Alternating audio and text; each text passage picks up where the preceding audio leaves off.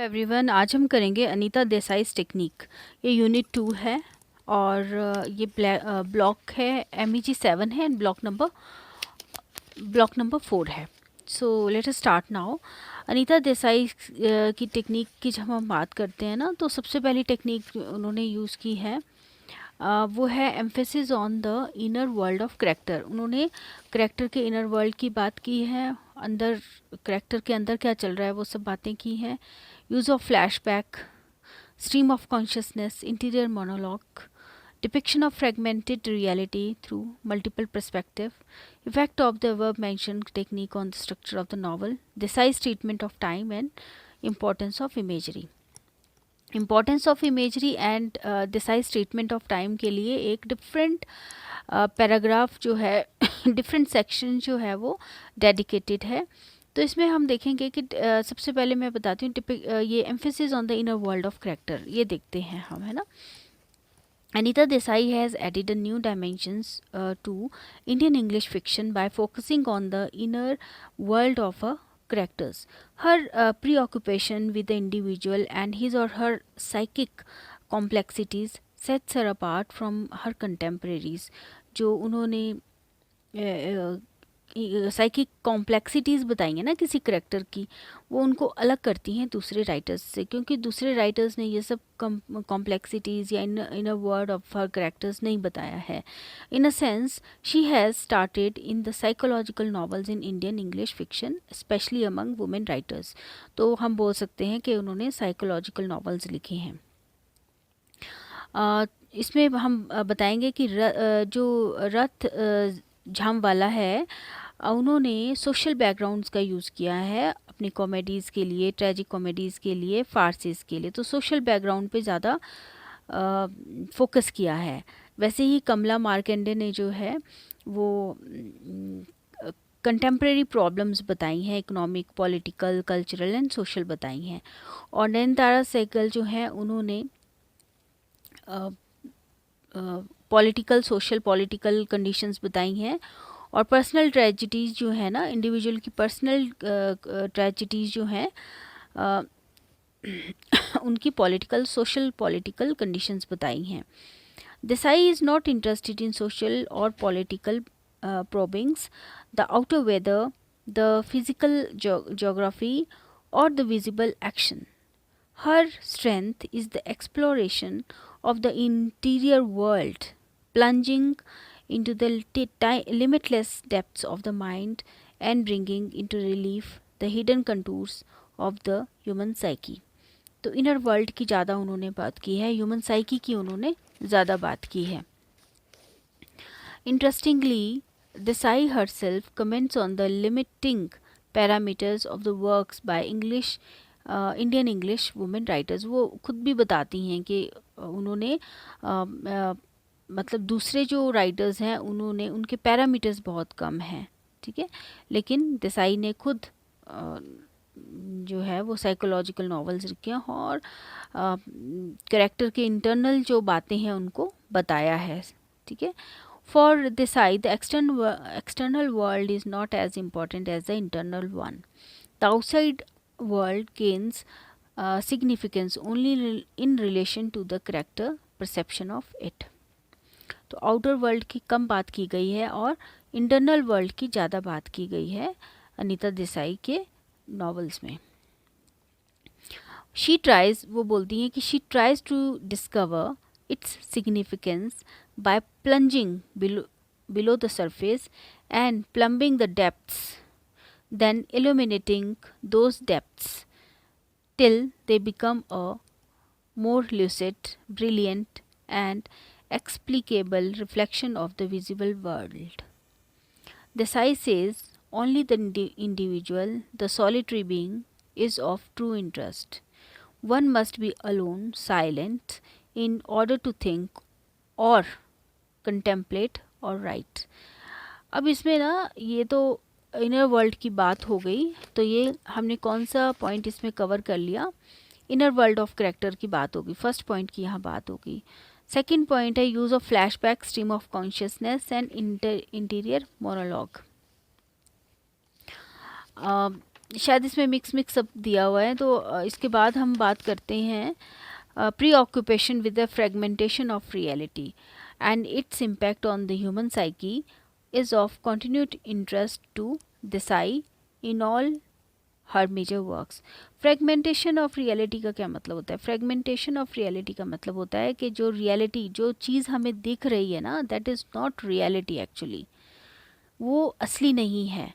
वैसे ट्रुथ, इसमें इस पैराग्राफ में ट्रुथ और रियलिटी का भी फ़र्क बताया गया है। अब जो हम देखते हैं ना, वो हमें ट्रुथ लगता है, बट जो हम देख रहे हैं क्या सच में वो रियल है या नहीं है? ये भी तो एक बहुत बड़ा क्वेश्चन आ जाता है ना।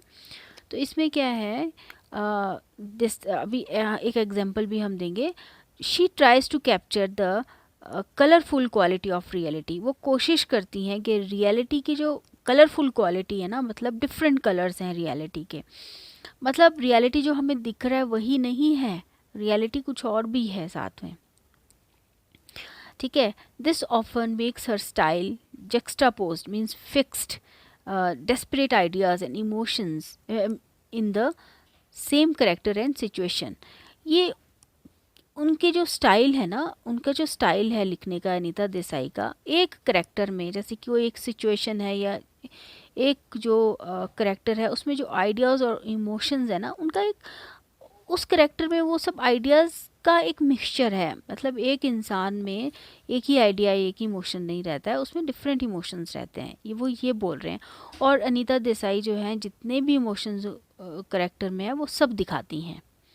ये नहीं है कि वो एक ही चीज़ दिखाएंगी, एक ही रियलिटी को दिखाएंगी, वो पूरा का पूरा दिखाएंगी कि अगर वो अच्छा है तो उसमें बुरे की करेक्टरिस्टिक्स भी हैं उस इंसान में। अच्छा, for example, Bim in clear light of day is portrayed as melancholic, disillusioned and withdrawn.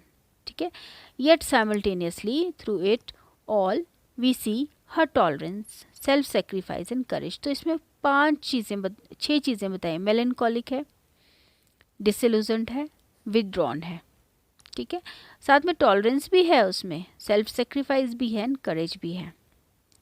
तो एक फ्रेगमेंटेशन ऑफ रियलिटी है।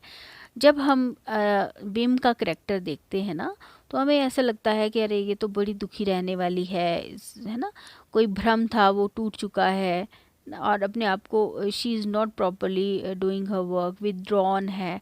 लेकिन इसके साथ हमें ये भी पता चलता है, जब फ्रेगमेंटेशन ऑफ रियलिटी वाली बात है, तो हमें टॉलरेंस, सेल्फ सेक्रीफाइस एंड करेज भी उसका पता चलता है। ठीक है, उसके करेक्टर का।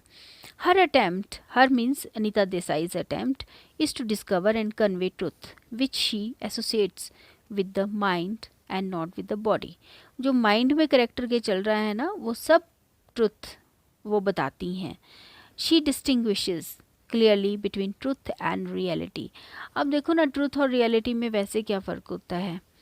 जो रियलिटी है ना, वो मान लो कुछ हमारे सामने हो रहा है, ठीक है, तो मैं उसको देख के ये बोलूँगी कि ये तो ट्रूथ है भाई, ये मैंने देख रखा है, ये सच है कि उन दोनों की बीच में लड़ाई हुई। मान लो 2 लोग लड़ रहे हैं, उन दोनों की आपस में लड़ाई हुई है, तो ये मैंने जब वो लड़ाई देखी तो मैंने ये बोला हाँ वो ट्रूथ है। लेकिन रियलिटी कुछ और है, लड़ाई तो हुई है पर किस वजह से हुई है ना, क्या वो असली में हो रही थी या वो जानबूझ के कर रहे थे, ऐसा भी हो सकता है। तो ट्रूथ जो है ना और रियलिटी में ये फ़र्क होता है। Reality is merely 1/10 visible section of the iceberg. अब इसमें ये बोला जा रहा है कि रियलिटी है ना जो, वो एक, so reality is 1/10 visible section of the iceberg that one seize above the surface of the ocean. ठीक है, अब वैसे आपने कभी सुना होगा ना कि आइसबर्ग रहता है सरफेस ऑफ द ओशन में, आइसबर्ग जो दिखता है, जो ऊपर दिखता है, वो रियलिटी है। लेकिन ट्रूथ जो है ना, वो नीचे है, जो पानी के नीचे है, वो ट्रूथ है। ठीक है, जो हमारे सबकॉन्शियस माइंड में जो है वो ट्रूथ है। तो art remaining 9/10 of it that lies below the surface, that is why it is more than truth, near truth than reality itself. Art doesn't merely reflect reality, it enlarges it. चलो, ये art पता नहीं क्यों इसमें आ गया, ये मुझे समझ नहीं आई ये बात। लेकिन ट्रूथ एंड रियलिटी में यही फ़र्क है। जो हमें ऊपर ऊपर दिखता है ना, वो रियलिटी है, लेकिन ट्रूथ जो है वो नीचे है, ठीक है। Okay, such a comment also explains why Desai prefers writing novels to short stories. Writing novels gives, अगर वो short story की जगह जो है वो novels लिखती हैं, क्यों लिखती हैं? क्योंकि novels gives a good deal of thought and time, get around it, see it from different angles and aspects, whereas a short story demands something quite different. You have the whole of it quite clear in your mind and just put it down at one throw. The size focus is on the inner lives of our character, their dreams, mysteries, awareness of life's futility and other impressions. ठीक है, so वो बोल रही हैं कि I am interested in characters who are not average but have retreated or been driven into some extremity of despair and so turned against and made a stand against the general current. वो बोल रही है कि वो ऐसे characters में interested होती हैं जो कि परेशान हैं, जो बहुत ज़्यादा परेशान हैं, बहुत ज़्यादा उदास हैं. It is easy to flow with the current. It makes no demands, it costs no effort. But those who cannot follow it, whose heart cries out the great no, who fight the current and struggle against it, they know what the demands are and what it costs to meet them. So almost all her female characters are hypersensitive, grappling with some problem or the other, facing single-handed the ferocious results of existence. ऐसे उनके characters हैं. All the female characters in Desai novels grow and develop. Desai is quick to point out that it is not feminism that has taken her in this direction, but her interest in individuals, both men and women. तो feminism से related उनकी कोई वो नहीं है, मतलब वो feminism को इतना नहीं मानती है. उनके करेक्टर चाहे मैन हो चाहे वुमेन हो, ज़रूरी नहीं है लेडीज़ ही हो, मैन को भी वो अच्छे से स्टडी करती हैं. Now given Desai's emphasis on the inner world of her character, the techniques she finds most effective in portraying it are stream of consciousness. मतलब इनर वर्ल्ड पे तो है ही फोकस, लेकिन stream of consciousness, flashbacks and interior monologues पे भी उन्होंने ध्यान दिया है, टेक्निक्स में यूज़ किया है. She captures a psychological realism which submerges the story with the consciousness of the character. Plot acquires only secondary importance. इनमें फ्लैशबैक, इंटीरियर मोनोलॉग और स्ट्रीम ऑफ कॉन्शियसनेस पे बहुत ध्यान दिया गया है. प्लॉट का इतना इम्पोर्टेंस नहीं है. इसमें बोला है कि simple plot line leads to complex situations. अगर प्लॉट लाइन बहुत ही सिंपल हो तो सिचुएशन बहुत कॉम्प्लेक्स हो जाती है. A story imposed from the outside or a theme similarly imposed simply destroys their life, reduces them to a string of jerking puppets on a stage. तो जो सिंपल प्लॉट लाइन होती है ना, उसमें तो सिंपल ये हो जाता है कि जैसे कि पपेट्स यूज़ होते हैं ना स्टेज पे, बस वैसे ही यूज़ होते हैं. बट इसमें जो है ना प्लॉट इन्होंने डिफरेंट लिया हुआ है. प्लॉट में पार्ट 1 में प्रेजेंट है, पार्ट 2 में 1947 में वो चले गए हैं, फिर पार्ट 3 में वो चाइल्डहुड की बातें कर रहे हैं जो कि 1947 से भी पहले है. पार्ट 4 में फ्यूचरिस्टिक पर्सपेक्टिव, वो फिर से फ्यूचर में आ गए हैं. ठीक है, तो वो बोलती हैं कि my novels don't have themes, at least not till they are finished, published and read. Do I see any theme? While writing, I follow my instinct. I follow flashes of insight. I even fight anything that threatens to distort or destroy this insight, and somehow come to the end and look back to see the pattern of footprints on the sand. तो बोलती है अगर मुझे बीच में distraction हो भी ना तो मैं फ़ाइट करती हूँ उस चीज़ के लिए. ठीक है, कोई मैं थीम लेके नहीं चलती हूँ कि ये थीम है, इसके अराउंड ही मुझे कहानी को घुमाना है, ऐसा नहीं है. मैं अपने इंस्टिंक्ट पे चलती हूँ, जो मेरा मन करता है मैं उस तरह से लिखती रहती हूँ. सो इन Desai's novels by and large Whatever action the characters engage in has a psychological impulse behind it. In clear light of day, when the sisters evoke the past, their unconscious is brought to the fore, सामने ले आना, intersecting behavioral pattern then and now. In a sense, the structure of clear light of day parallels the psychic solving of the character. Multiple perspectives of the past are offered in which realism and psychic factor meet, formulating a new past. जैसे कि multiple perspective है of the past, पुराने time के बारे में वो character बैठते हैं ना तो वो सोचते हैं, तो एक नई चीज़ डेवलप हो जाती है जब वो जैसे कि जब वो लोधी गार्डन के बारे में दो सिस्टर्स बात करती है ना तो एक नई चीज़ डेवलप हो जाती है, उसको बहुत गिल्टी फीलिंग होती है और वो बताती है कि लोधी गार्डन में ऐसा हुआ था, तारा बोलती है कि लोधी गार्डन में ऐसा हुआ था तो मुझे बहुत गिल्टी फीलिंग है कि मैंने आपकी हेल्प नहीं की, अपनी सिस्टर की. Towards the end of part 1 of the novel, बिम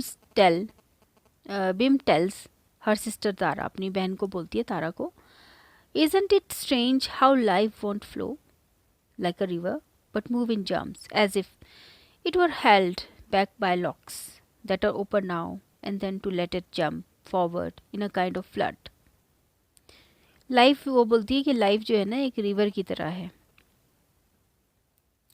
ये जंप मतलब रिवर की तरह नहीं है, ये स्मूथली नहीं चलती है लाइफ. ऐसा लगता है कि रिवर को कहीं रोक दिया है फिर वो जंप खा के आगे आती है. लाइफ भी वैसी ही है. There are these long still stretches, nothing happens, each day is exactly like the other, plodding, uneventful, and then suddenly there is a crash. Mighty deeds take place, momentous events, even if one doesn't know it at the time, and then life calms again into the backwaters till the next push, the next flood. ऐसा लगता है कि flood आ जाता है एकदम से, कुछ life में मोमेंटस इवेंट्स होने लग जाते हैं, उसके बाद फिर से लाइफ थम जाती है. That summer was certainly one of them, the summer of 1947. तो अपने समर को वो लोग याद कर रहे हैं. ठीक है. Desai uses the partition background in this novel, but unlike other writers, she doesn't appropriate it to forward her own political arguments. On the contrary, she presents its significance entirely from the perspective of her character. Partition की बात हो रही है लेकिन उनके character के perspective से ही हो रही है कि उस पार्टीशन के बारे में what is their point of view, है ना. In clear light of day, the childhood experience form the core of the character. इसमें चाइल्डहुड एक्सपीरियंसेस की बहुत बात की गई है.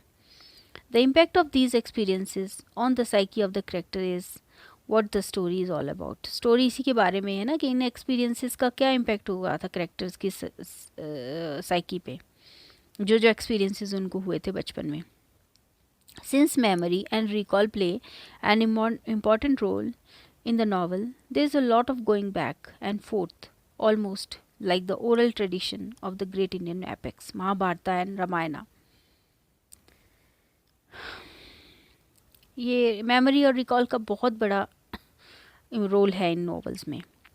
Desai doesn't attempt to create a linear moment in her novel with a beginning, a middle and an end, but she portrays things as they are. There is no exploration, conflict and resolution. कुछ भी ऐसा नहीं है जैसे कि novels में generally होता है, प्रॉब्लम खड़ी होती है और उसको फिर सॉल्व किया जाता है. ऐसा नहीं है. ये तो एक साइकोलॉजिकल नॉवल है. लोगों की स्ट्रीम ऑफ कॉन्शियसनेस, उनकी जो फ्लैशबैक्स है, इंटीरियर मोनोलॉग्स की बात की गई है. Perhaps it is due to Desai's flashback technique that she uses time from multiple dimensions. ठीक है. टेम्पोरल, एटर्नल, मिथिकल, मतलब फ्लैशबैक टेक्निक्स हैं. जब वो पीछे देखते हैं ना, कई बार वो टेम्परेरी हैं, कई बार हमेशा रहने वाली फ्लैशबैक हैं, कई बार मिथिकल हैं, जैसे मिथ था उनको, है ना. In clear light of Day for instance, time is seen in relation to youth and age. Time जो है ना वो कैसे यूज़ किया गया है, यूथ और age. Also in relation to national events, time को ऐसे भी यूज़ किया गया है, नेशनल इवेंट्स की बात की गई है. At times Desai depicts the significance of time contained in a minute. Time is both the destroyer and preserver. The last episode in the novel, when Bim and Baba go to listen to music, Mulk Mishra and his guru best exemplifies it. देखो इसमें जो है ना, time जो है preserver भी है और डिस्ट्रॉयर भी है. कैसे है? अब एक टाइम ऐसा है जब मुल्क और उनके गुरु की वॉइस जो है वो अलग अलग है. मुल्क मिश्रा जो है ना, उनकी वॉइस में खनक है, खुशी है, एक जॉयनेस है. बट गुरु जो है वो एक्सपीरियंसड है और थक चुके हैं. तो डिस्ट्रॉय भी कर रहा है टाइम और प्रिजर्व भी कर रहा है. Contrast between मुल्क्स voice and Guru was great. Whereas Mulk's voice had been almost like a child's so sweet and clear, or a young man's full and ripe, and with a touch of sweetness to it. The old man's was sharp, even a little cracked, inclined to break, although not merely with age, but with bitterness of his experience, the sadness and passion and frustration. Age की वजह से ही नहीं, ये सब चीज़ें जो experiences हुए हैं उनकी वजह से भी उनकी आवाज़ में बहुत बिटरनेस है. अच्छा, इमेजरी के लिए तो मैंने पहले ही बताया आपको कि हमें एक डिफरेंट सेक्शन ही डेडिकेटेड है इमेजरी के लिए. तो देसाई लास्ट में एक समअप करते हैं इसको. अब देसाई बोलती हैं कि my novels are no reflection of Indian society, politics और character. They are part of my private efforts to seize upon the raw materials of life, its shapelessness, its meaninglessness. Chalo, thank you so much. Please subscribe my channel.